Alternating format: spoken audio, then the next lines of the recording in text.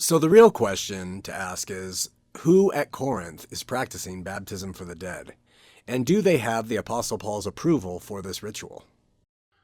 The fact that Paul mentions baptism for the dead appears to be an endorsement for this sacred ordinance. Notice the sacred ordinance you are referencing is not taking place inside a temple located in Corinth. It appears these baptisms are taking place in a somewhat public venue. We have never considered that before.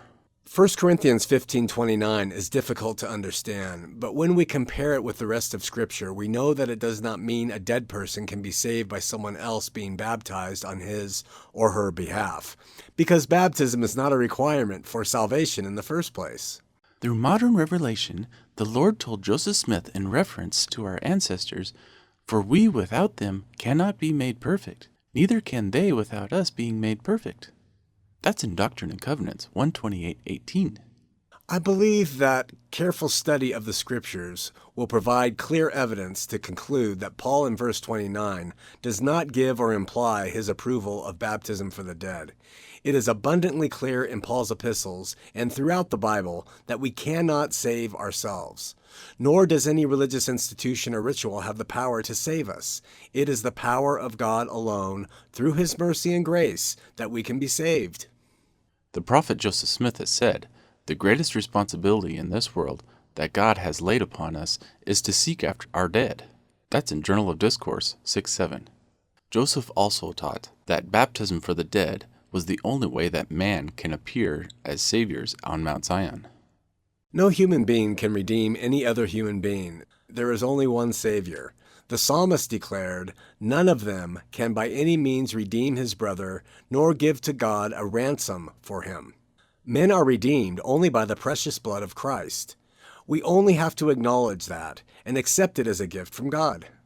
We teach that the doctrine and practice of baptism for the dead was restored to the earth in these latter days.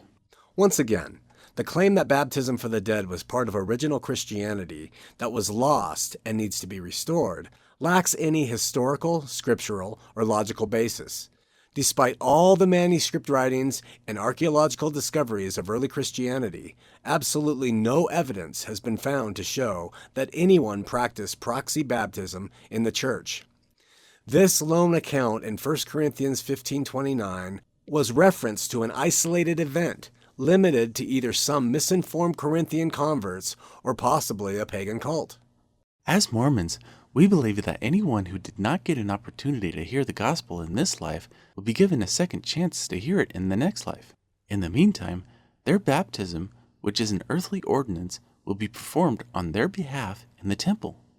Look, the Doctrine and Covenants teaches that the Book of Mormon contains the fullness of the gospel, right?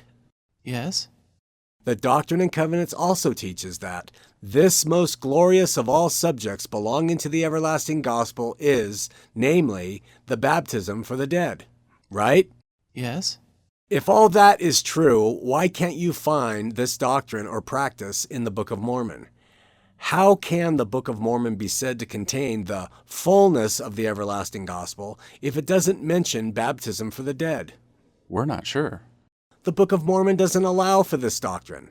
Alma 34 through 35, teaches that if people procrastinate their repentance until after they die, meaning in the spirit world, they would have no need for proxy baptism. Their fate is already determined. Did you know it takes us over 30 hours to produce one 5-minute video? We need your help. Please consider supporting us financially. Even $1 or $5 a month will help us greatly. Check out the Patreon link in the description below. Thanks for watching Talking to Mormons.